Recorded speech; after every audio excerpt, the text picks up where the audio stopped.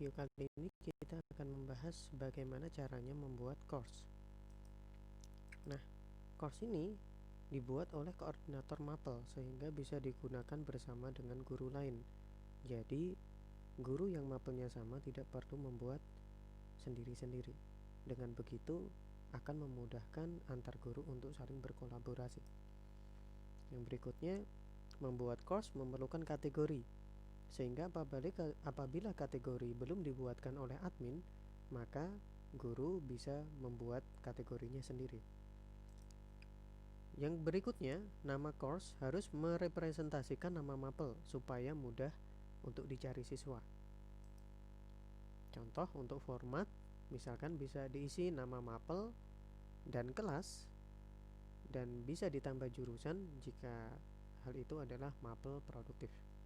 Langsung saja kita ke praktek.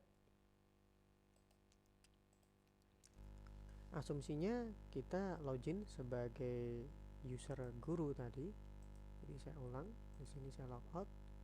Saya klik masuk.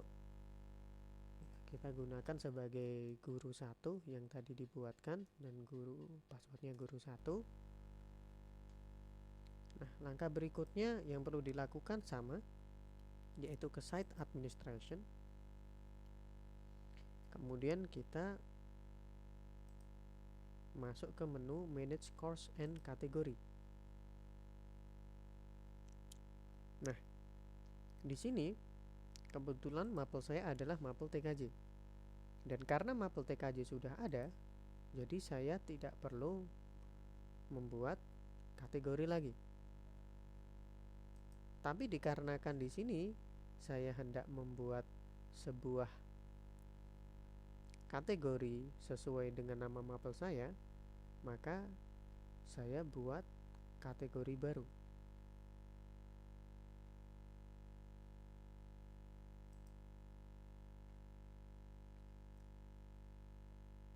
Mohon maaf, untuk user guru tidak diperkenankan untuk membuat kategori baru, sehingga kategori yang digunakan adalah kategori yang dibuatkan oleh user admin.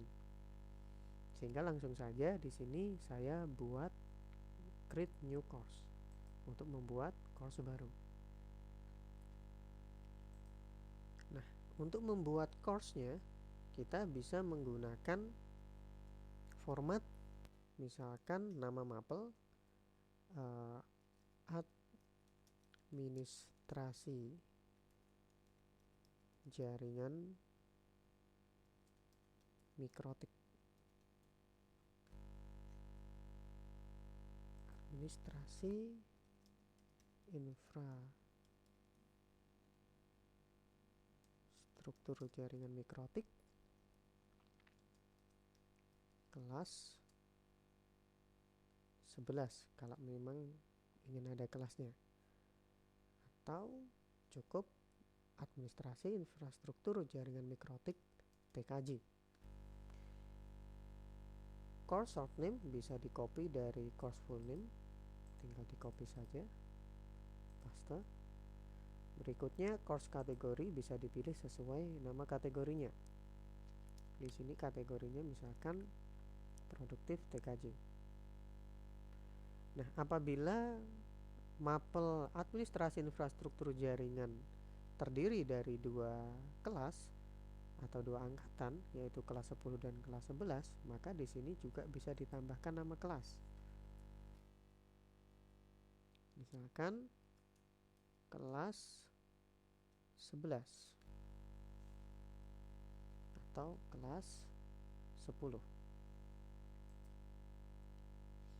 Berikutnya kita bisa tentukan course format. Jadi setelah kita tentukan nama, course full name, course short name, kategori, berikutnya kita ke bawah, kita pilih course format.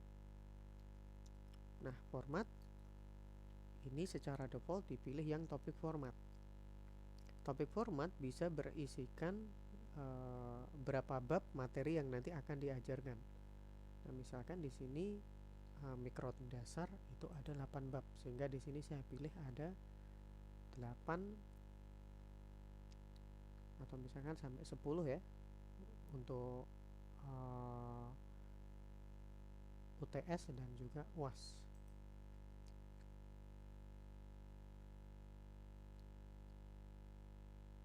Kemudian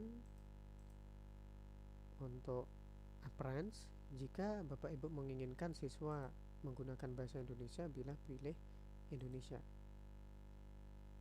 karena secara default sistem akan merujuk ke bahasa Inggris. Berikutnya, karena tadi di materi kita menginginkan siswa mengerjakan secara berurutan, maka kita bisa pilih completion tracking. Nah, supaya nanti menghindari siswa mengupload file secara banyak,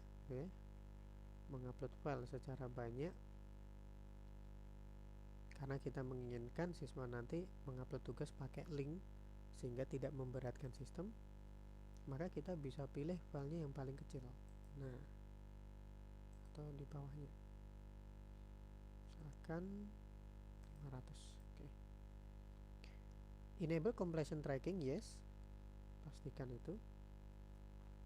Nah, nanti grup ini akan kita bahas, yang nanti gunanya untuk memasukkan siswa ke dalam grup masing-masing, sehingga apabila mapel AIJ kelas 10, misalkan kita menginginkan nanti spesifik untuk TKJ 1, TKJ 2 atau TKJ 3, kita bisa main grup. Jika sudah cukup, kita bisa klik save and return. Nah, kita lihat di sini bahwa materinya sudah jadi untuk sebuah course-nya. Langkah berikutnya, ketika kita klik, kita bisa pilih view. Jadi setelah materi tersebut kita klik, di paling bawah itu ada menu view. Kita klik view. Nah, selanjutnya kita sudah siap untuk mengedit course. Demikian langkah untuk membuat course, dan untuk administrasi yang berikutnya silahkan tonton video berikutnya.